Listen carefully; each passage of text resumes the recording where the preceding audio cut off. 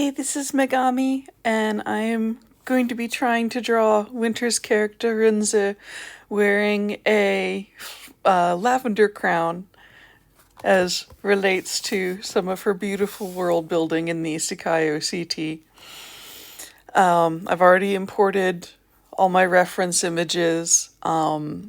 She said that Renze kind of looks like this dude, but with a slightly sharper jawline, and that Sir Thalius kind of looks like this guy down here, only more European. So if I have time for a bonus doodle, I will be drawing this dude and sort of making his features, his eyes a little bit more Western, so that he looks more like the character in the book. And of course, I have reference of lavender flowers up here in the corner as well. And since I always sketch in color, I've picked a sort of light medium purple for my line work this time, sort of the color of Clarissa's eyes.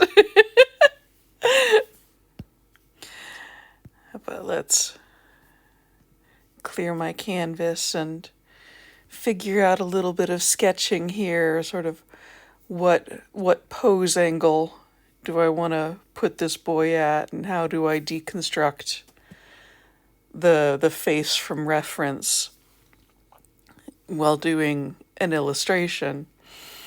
And obviously the easiest way to capture a face reference would just be to take one of these and blow it up nice and big and trace over it.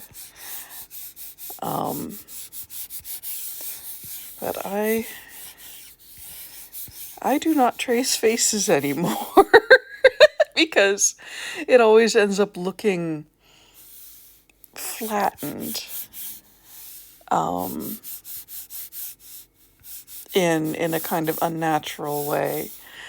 And so I'm looking at this one up here right now, and I'm just sort of capturing the idea of the shape that this face sort of occupies.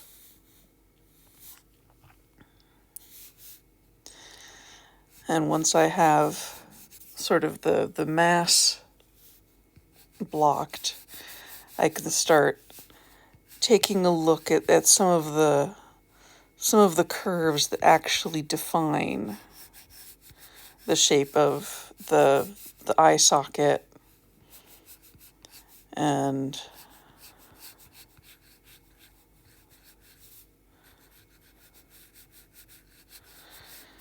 the nose, and kind of imagining what's behind this hair here based on how I know faces are constructed, which is not something that people are expected to know innately.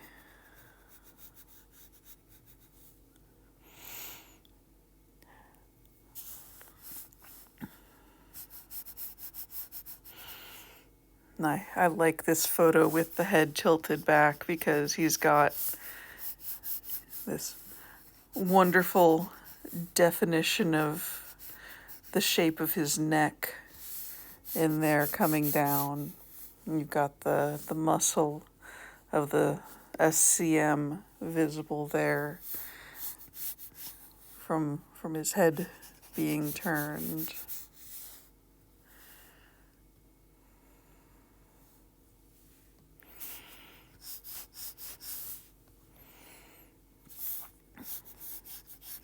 And these are muscle lines that you sort of start to learn to look for as you've got the shape of the Adam's apple, and you've got the curve of this muscle, and then this highlight that shows you the top of the collarbone. And you just start to learn how to see these things in a body, the more you practice looking at them.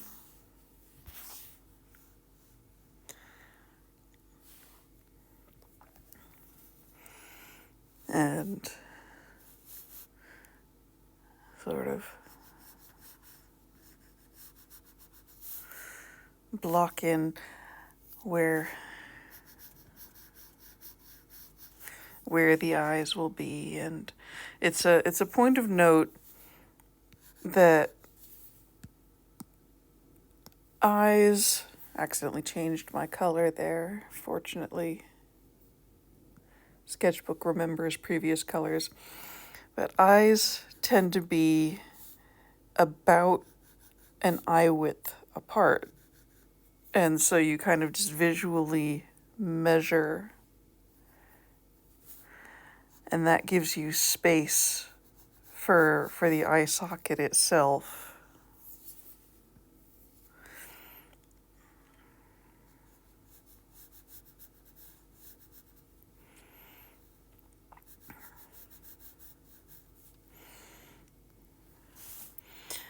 And you've got the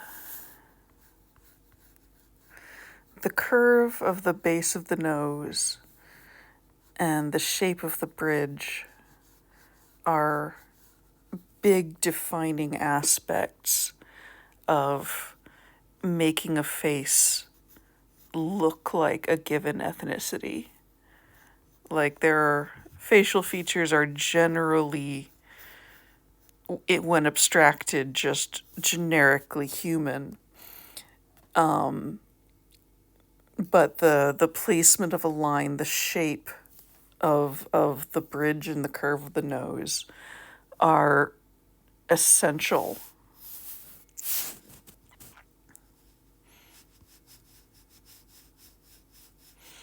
And see if I can kind of capture the shape of his lips here, and a little bit of this vague smile that he's doing here in the second.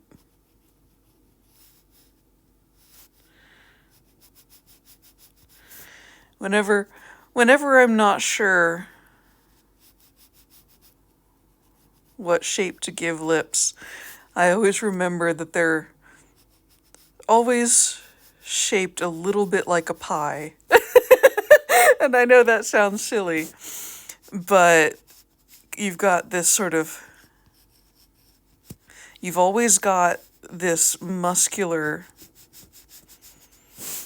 you've got the philtrum that comes down from the nose into the upper lip, and you've got this muscular shape that is the muscle of the lips and why they move the way they do. And you've really got to have those indicators, otherwise it just doesn't actually look like a mouth. And then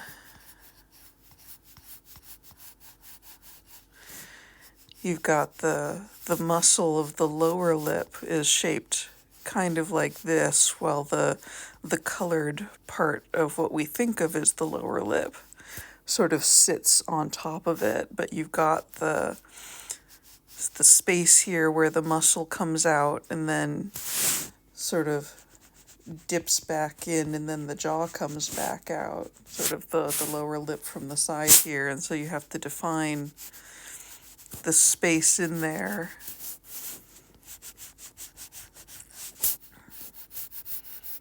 And try to give him a bit more of a defined jaw. Winter very much said that, he looks kind of like this guy, but with a more defined jawline.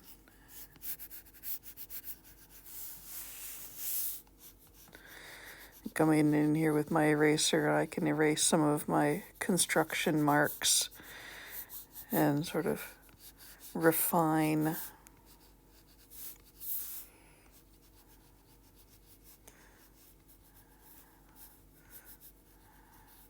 the shapes a little bit better as I'm going in here.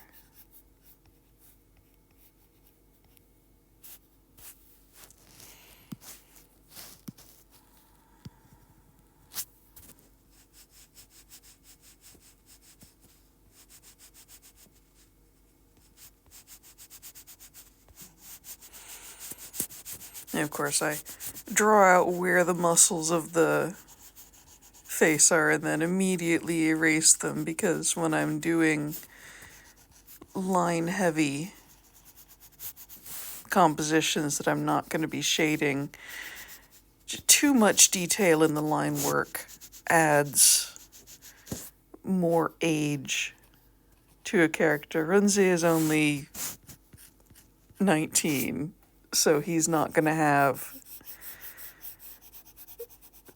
noticeable jowls like if I was drawing Argentale or Henry,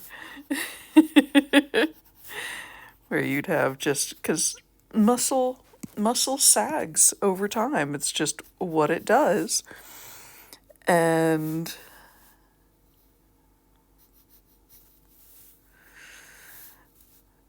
that's part of what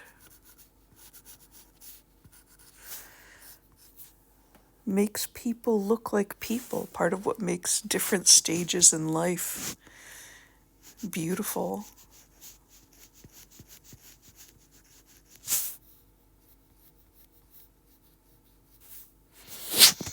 And unless someone is surprised, you usually cannot see the entirety of their iris at once.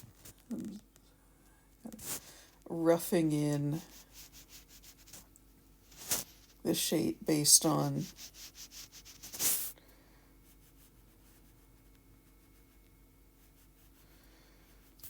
what I'm seeing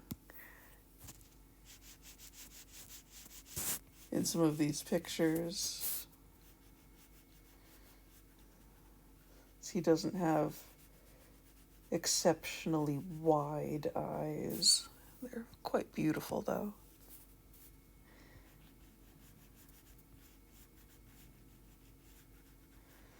Trying to capture this upper lid here. How much of a hood have you got? A little bit.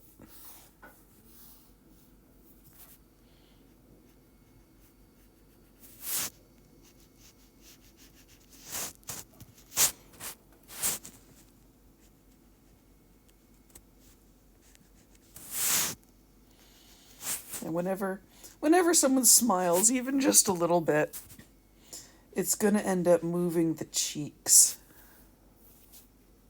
No one smiles with just their mouth, and that's what makes a smile look real in a drawing, is that the cheeks move a little bit and the eyes move a little bit. Like that's what makes a smile look real, is when you can see it in the rest of the face. It's not just a rictus of teeth parting.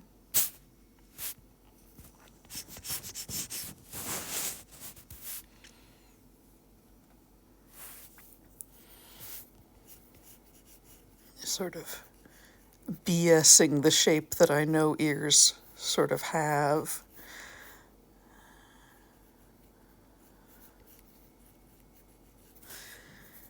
Generic ear. And an earring, because I think you have one. Maybe you don't, but it would be cute.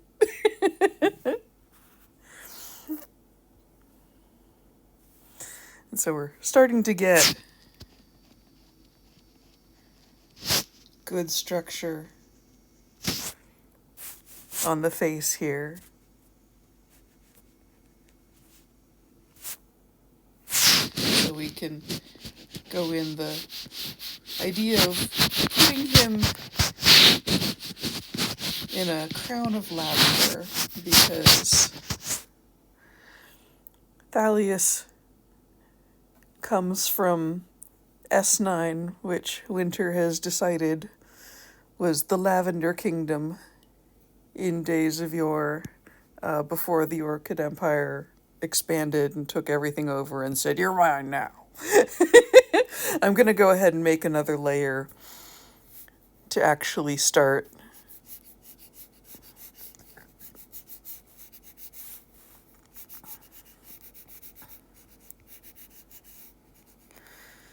getting the shapes. Whenever you make a flower crown, you end up with the flowers sort of all going in the same direction.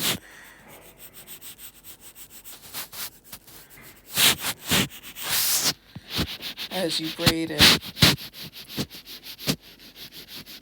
And so the ones that are sort of pointing more towards the viewer, and then the ones that are wrapping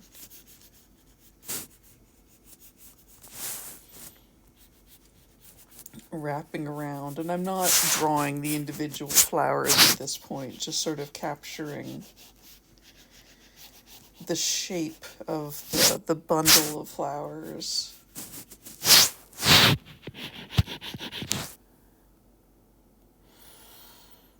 And once I have that, I can come in here and start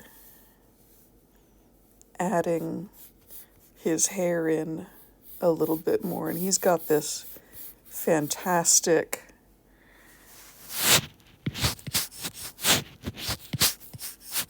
sexy music idol hair.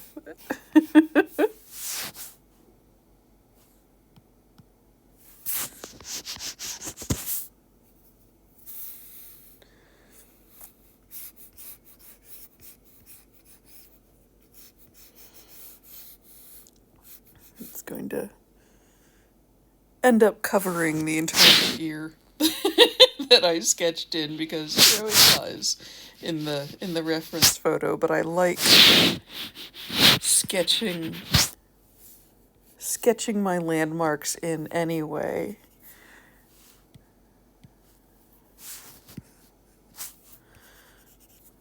Oh, that's right, I'm on the wrong layer.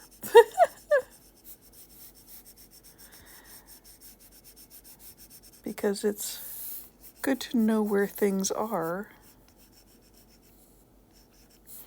before you get rid of them.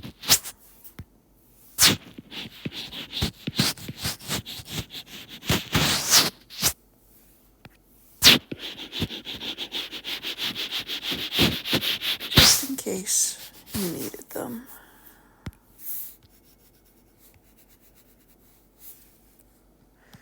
Erasing the wrong bits. I do want his hair rather than the flowers there.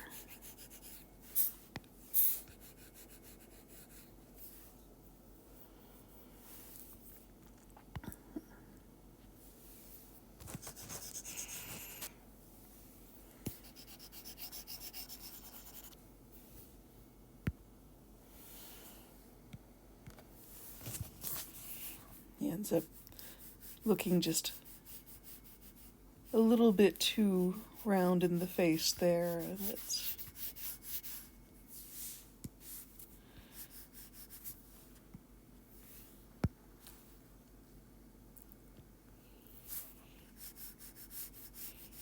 the dance of making layers and then getting rid of them so that you can work more cohesively, and then making them again so that you don't mess up what you've already drawn. Never be afraid to erase, but the nice thing about working digital is that you can sort of make a copy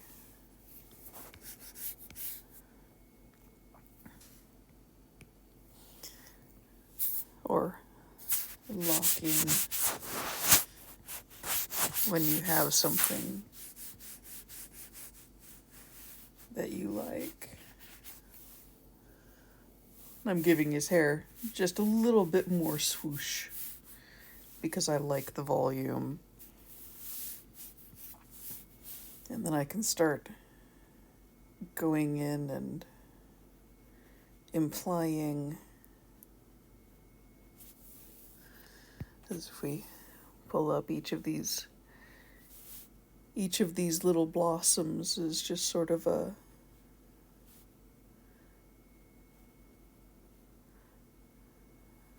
little bloop with a frill on the end of it.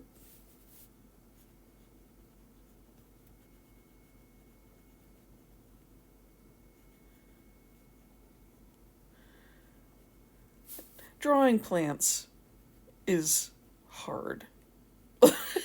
I am never going to try to obscure the fact that, like,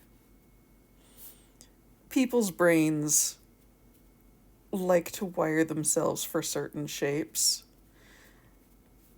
And so there will be people who are impossibly good at drawing cars, and there are people who are impossibly good at drawing plants and stones and anything that has that sort of fractal repetition to it. I am not good at things that have randomized elements through it. I am much more comfortable with things that are organic and yet regular, which means people and animals and things with bilateral symmetry.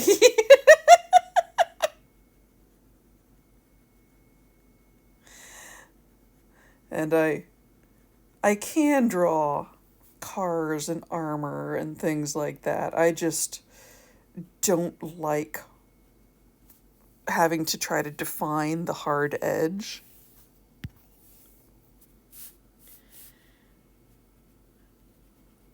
But I love drawing fabric and faces and hair and sort of soft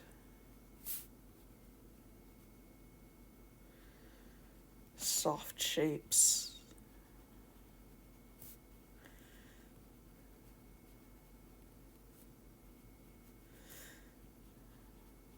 And part of the reason I'm recording this is because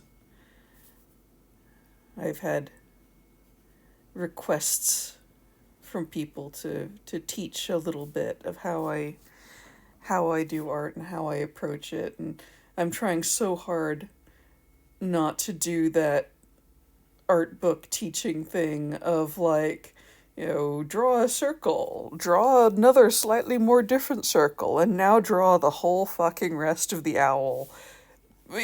Because, like you know how to do that. Like, I'm trying to at least show the thoughts that are going into how I place the lines that I'm placing, so that, if you're watching this, you're not feeling like, oh, why would she do that? It's just magically, like, I've been drawing for over 30 years. Like,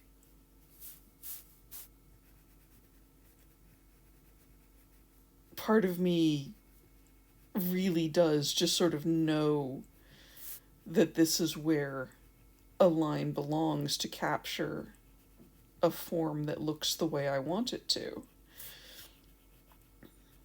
And these are very abstracted flowers, but you're starting to get the impression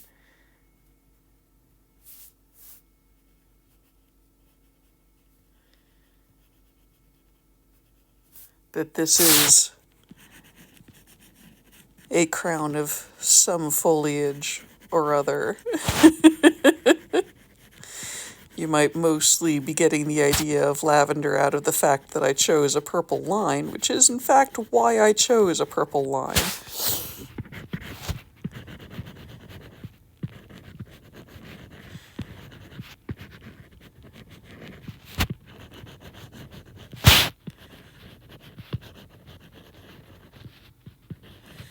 Because human brains love to fill in details. Like, if it's not there, but the brain knows that it should be, it will do a lot of work filling in what it knows is supposed to be there. And it's also very good at editing out things that are not supposed to be there, or things that it doesn't consider to be an intrinsic part of the image or of reality. I had a friend in high school who, in spite of my wearing glasses every single day that I ever interacted with him, continually forgot that I needed to wear glasses, because that wasn't part of what he considered quintessentially my face, which was very interesting to me when I found out, because I can't imagine my face without glasses. And so when I found out, I had to kind of stop and wonder, what did I actually look like to him? You know, the shape of my eyes is very much obscured by the frame of my glasses. And so the things that we expect and assume are going to be drastically different from person to person. I'm sort of BSing some additional foliage in here, because a lot of flower crowns that I've seen, places like the Ren Fair where you can buy them, have other plants sort of mixed in. You've got baby's breath, and you've got, little ferns and things that will add just a different texture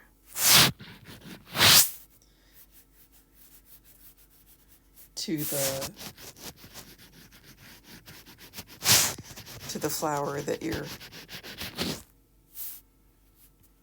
focusing, and just give a little more fullness and substance, and in some cases very needed physical structure.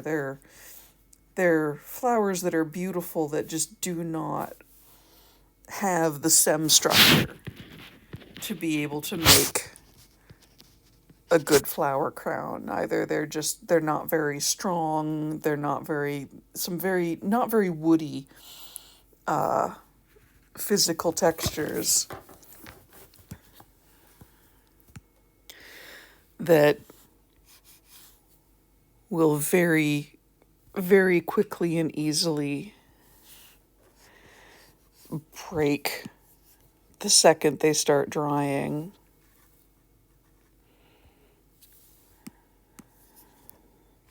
You have such cheekbones. I keep wanting to bring the brow line a little bit more prominently. Sort of balance out just this force of cheekbone.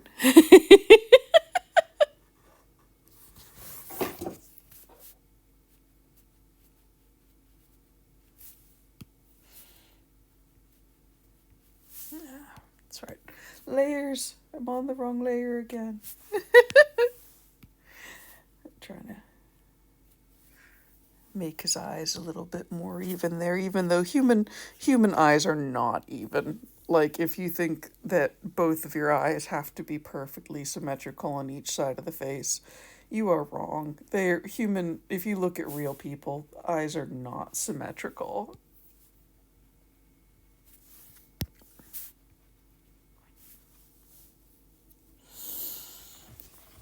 But yeah, I think that's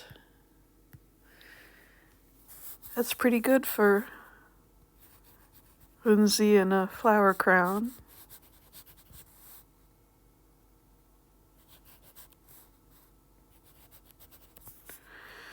And I might try drawing Thalius later. Oops, I forgot. He's got a very, very noted point that even though his hair is sort of in the way here, he's got a little mole just under his left eye like a beauty mark, and I love that as a feature, and so I have to make sure his shows.